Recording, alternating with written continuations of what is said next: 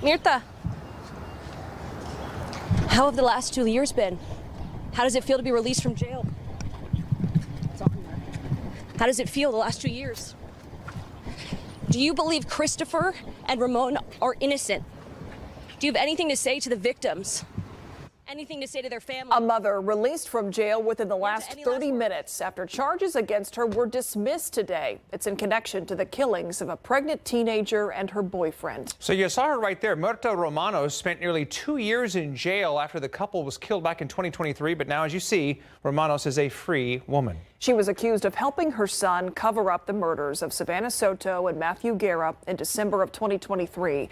In all, Romanos, her husband, and their son were arrested. All right, so what went wrong in the case against Romanos? Our Erica Hernandez has been following this case for the past 2 years. She's with us in studio right now. So, Erica, tell us, break it down here. What happened today? Yeah, so this was a surprise to the victim's family and the defense team. They were ready to take this case to trial today. Romanos was charged with 2 different counts of tampering with evidence and 1 charge of abuse of a human corpse. But the judge denied the DA's office request to reset the case. So they turned in paperwork to dismiss all charges, citing the reason for further investigation. Now, if you remember this case, Romanos was accused of helping her son, Christopher Preciado, cover up the murders of Savannah Soto, Matthew Guerra, and their unborn child. Many people searched for Savannah and Matthew after they were reported missing. Just after Christmas in 2023, they were found dead in Matthew's car that was parked outside an apartment complex in Leon Valley. This was the surveillance footage police released at the time of the car being wiped down, allegedly by Christopher Preciado, his father Ramon Preciado, and it was believed Mirta was inside the truck and had tossed a towel to them.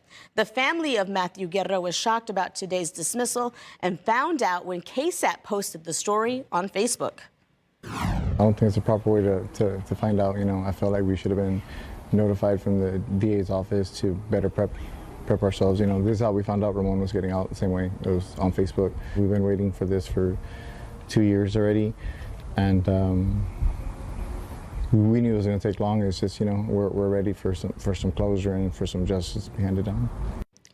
As for the Soto family, we spoke to Savannah's grandmother today over the phone, and she said they were shocked by the news and processing the dismissal. She went on to say they will continue to fight for Savannah, Matthew, and baby Fabian. So what's next? The state could re-indict, but there is a statute of limitations on the charges Romanos is facing. Matthew's father, who you just heard from, said the DA's office told them this afternoon they would re-indict Romanos after Christopher's trial, which is scheduled for February 2nd. We asked for a response from the DA's office. In an email, they said, quote, they cannot provide further comment because the related cases are still pending. Now, we will continue to keep track of this case, and our Avery Everett will have more with the Guerra family on the Night Beat. Myra, Ernie. All right, Erica, thank you very much for that. Meanwhile, the Spurs and their supporters notched a win last night. Not on the court, though. 52% of Bexar County voters approved the use of a venue tax to help fund a new arena for the team downtown at Hemisphere. But don't hang the Frost Bank Center's jersey in the rafters just yet. It's going to be a while before you see that new arena. Our Garrett Berger is live at the proposed site in Hemisphere, just across I-37 from the Alamo Dome. All right, Garrett, so we know where, but do we know when? Well, Myra, what I know is that I don't have a ticket to get into this arena because this arena doesn't exist yet. Take a look behind me through the eyes of our KSAT drone. This is the former Institute of Texan Culture's site over at Hemisphere.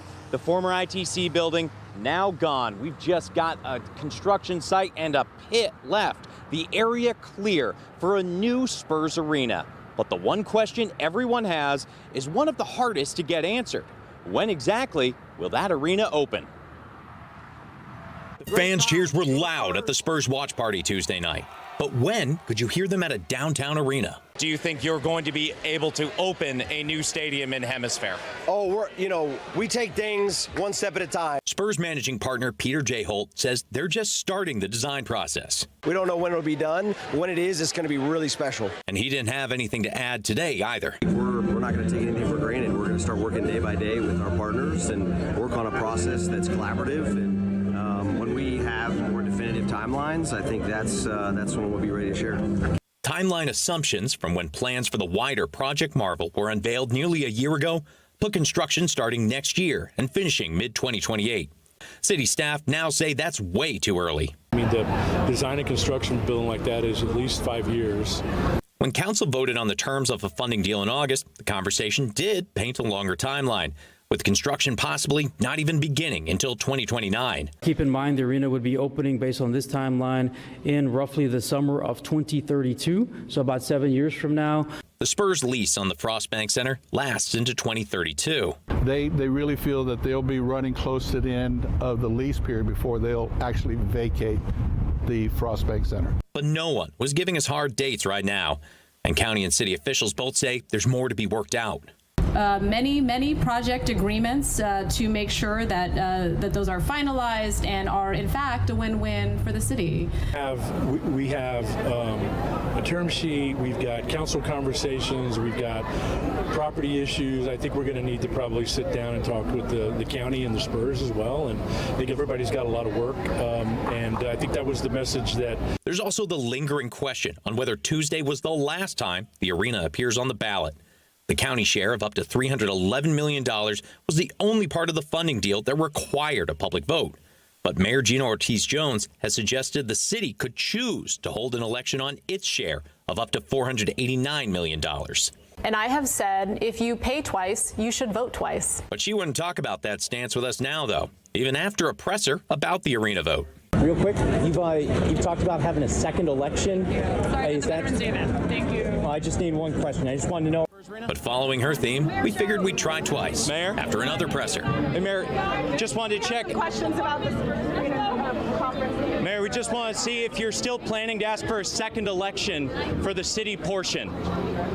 Ma'am, we just want to know about that. Still no answer. But it sounds like there will be lots of time to ask again. And while we know the site for the proposed arena, the city still hasn't actually acquired it from the University of Texas system. That's expected to cost about $60 million. That transfer has not happened yet. One of many next steps that the city says still need to happen. Live outside the former ITC and potential future Spurs arena site, I'm Garrett Berger, KSAT 12 News. All right, Garrett, thank you.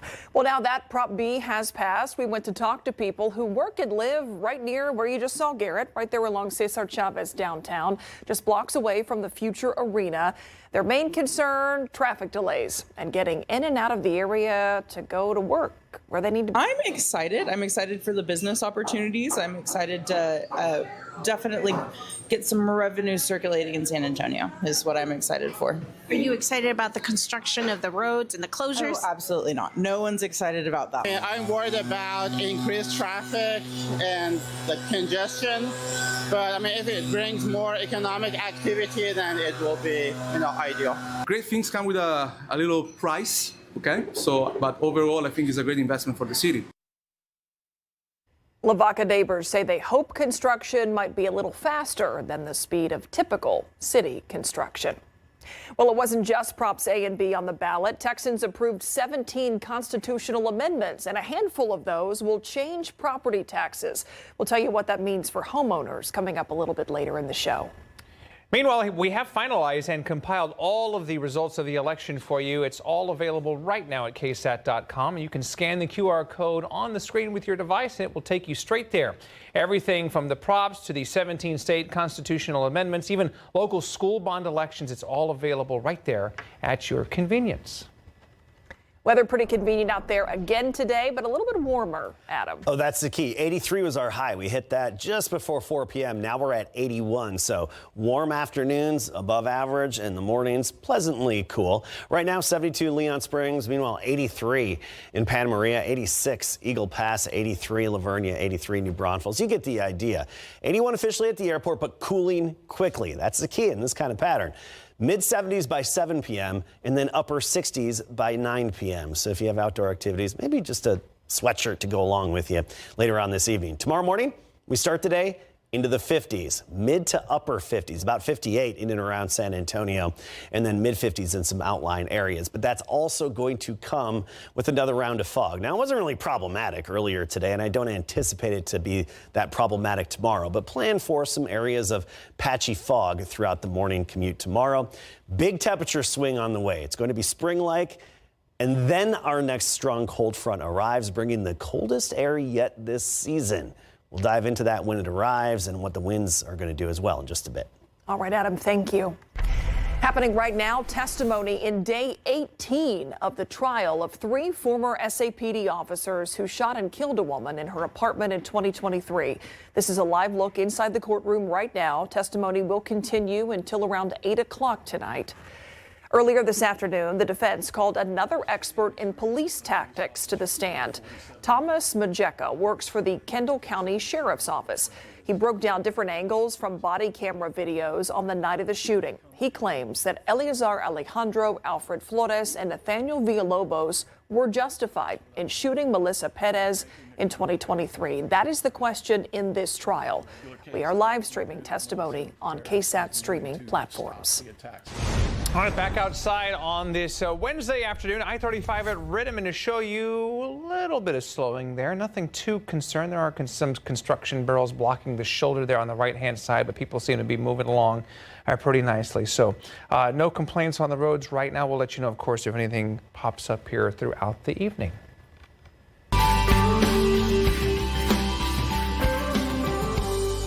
San Antonio, our neighbors need our help. On Monday, November 10th, KSAT Community and our partners, RBFCU and University Health, are teaming up with the San Antonio Food Bank and Meals on Wheels for one powerful day of giving. From 9 a.m. to 7 p.m., we're collecting food and resources to help local families impacted by the government shutdown and SNAP suspension. That donation drive is happening at the Pinstack location off of Loop 410. Drop-offs begin at 9 a.m., but you can bring donations as early as 7 a.m. Pet food is also encouraged. Anyone who donates will also receive a $5 game card from Pinstack. We hope that you can help. Well, still ahead on the news at 5, voters approved a cut in property taxes last night. We're going to tell you what is changing and how much money you could save.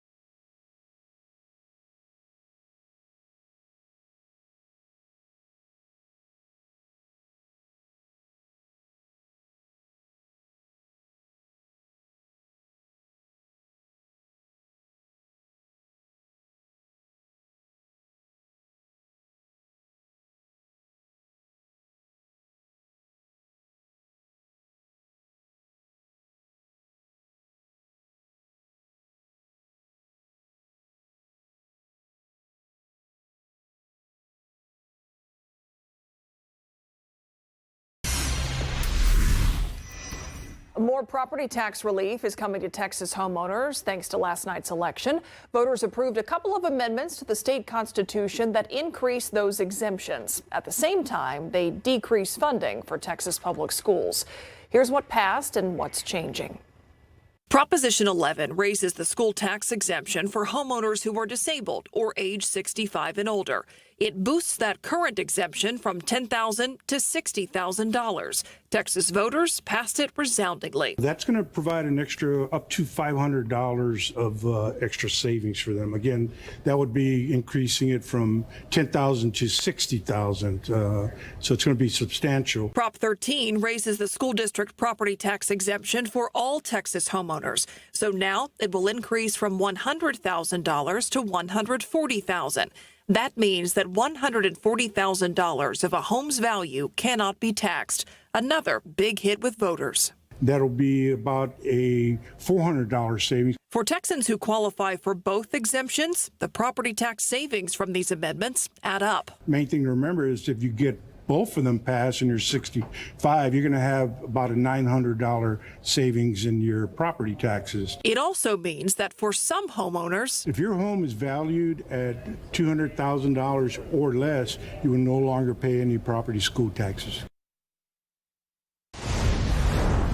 As we mentioned earlier, you mentioned, Ernie, all the results from last night, from all those different propositions, local races as well. You can find them on KSAT.com. And we thank Albert Uresti and everybody for coming on our stream last night. A lot of good information. We did. We certainly did. And the weather helped, I think, with voters yesterday, and certainly not bad today, Adam. Oh, fantastic today. I mean, if we can't make rain, at least we have some comfortable conditions. Now, it's going to feel spring-like in just a few days. We're going to warm up, be pushing 90 degrees, not far from record-breaking territory, and then our next cold front hits us. So let's get right to our headlines here. And morning fog again tomorrow and Friday. I don't think it's going to be all that problematic. Near 90 by Friday and Saturday, and then our next cold front hits early Sunday morning. Windy and much cooler air moving in. Actually, probably the coolest air so far that we've had this season. As of now, this fall, the coolest afternoon was 69 degrees and the coolest morning was 40. This, of course, officially at San Antonio International Airport. I think we're going to beat these numbers in the days ahead from our next cold front. Now, before then, we're going to be well into the 80s through Saturday.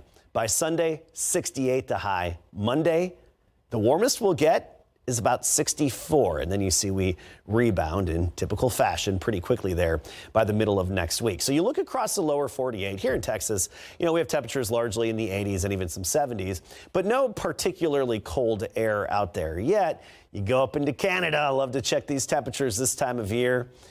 Single digits up in the Arctic Circle, and that's one of the source regions for our cold air. Now, it's going to move southward, some of that colder air, and of course, it's going to modify as it moves southward. But we're going to get that cold front by early Sunday morning, and the core of the cold air, of course, won't be right over Texas. It's going to be over the Great Lakes and even stretching into the Mid-Atlantic and New England. But this will be enough of a cold front for us to really feel it. So notice the morning temperature trend. Up near 60 tomorrow through Sunday. Even Sunday, we're going to wake up to about 60 degrees.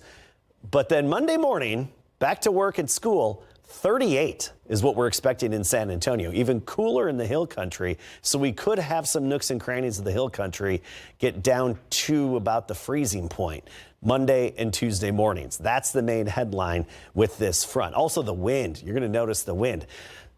Nothing out of the ordinary up until Sunday morning when that front arrives. And then look what happens. When you'll get woken up on Sunday, these winds could wake you up. If they don't, you'll wake up to these very high winds, at times gusting 40 to 45 miles per hour throughout the day on Sunday, especially the first half of the day. So very gusty and dry north wind. And that's the key. It's that dry north wind. So that gives us the higher fire danger because of the gusty winds. With the dry air, the very low humidity, high wind gusts, if there were to be a fire, it would spread rapidly. We see that around here with these fall cold fronts, these dry fall fronts.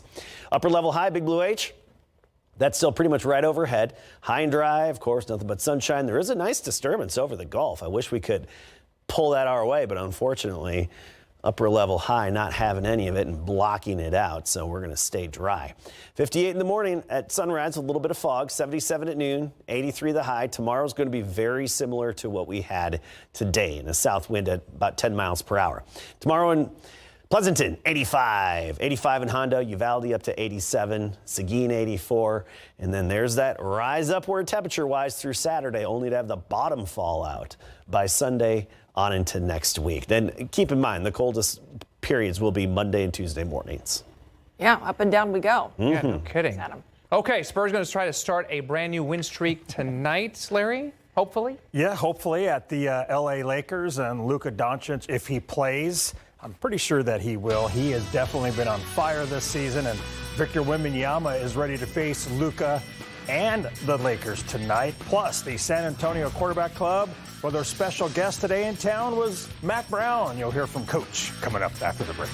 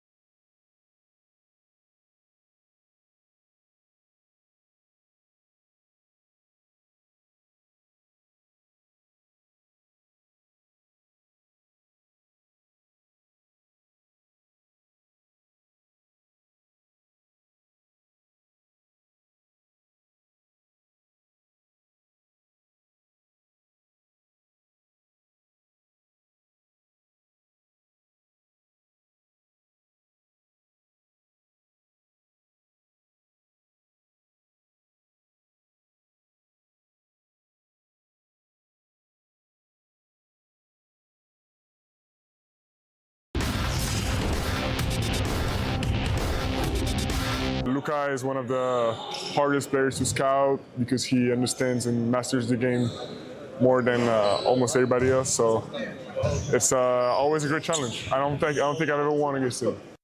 You know, he's right about that. Wemby is 0 for 4 against Luka Doncic, and Victor wants to change that tonight on game day. The Spurs will play at the Los Angeles Lakers tonight to close out their 2-game road trip. And for the first time this season, the Spurs, they're coming off a loss. They started the season 5-0. Then they fell to the Suns Sunday night 130-118. In that game, Victor Wembanyama had just 9 points and 9 rebounds, both season lows. Tonight, he's getting ready to play the Lakers for the 7th time in his career. Yeah, of course. I mean, as a team right now, we're looking forward to every game to prove to ourselves that we can sustain this level. But yeah, of course, I understand playing the Lakers as the first time as a rookie is for sure special. So the Lakers will host the Spurs tonight at 9 local time. Luka is averaging 41 points in 4 games played this season. Wow. Legendary UT head football coach Mack Brown was in town earlier today to headline a special fundraising luncheon at the club at Sonterra. The event will benefit Gridiron Heroes, a local nonprofit that supports high school football players who have sustained life-altering spinal cord injuries. So Brown was asked if the criticism thrown at Texas QB Arch Manning is fair. No. Arch is going to be a great player. He's shown that over the last couple of weeks. I think what we do, we talk about football so much and we have so many opinions now. We talk about it more than we play. And I had Vince Young and Colt McCoy were on the Stampede podcast with us last week, and Colt made a great point. He said there's a process you go through as a quarterback. Vince lost to Oklahoma and we didn't score. He lost to Missouri the next week. We benched him. Everybody wanted Vince out. Can't play quarterback. Got to go somewhere else. He ended up being one of the best ever. Colt loses to Ohio State, and then he comes back and is the winningest quarterback at that time in NCAA history. There's a process. And after a night off due to Election Day, KSAT Sports Now is back tonight at 7, streaming on KSAT Plus, and we're going to do Know Your Foe in regards to the LA Lakers. All right. Very good. Okay, thank you so much. We'll be right back.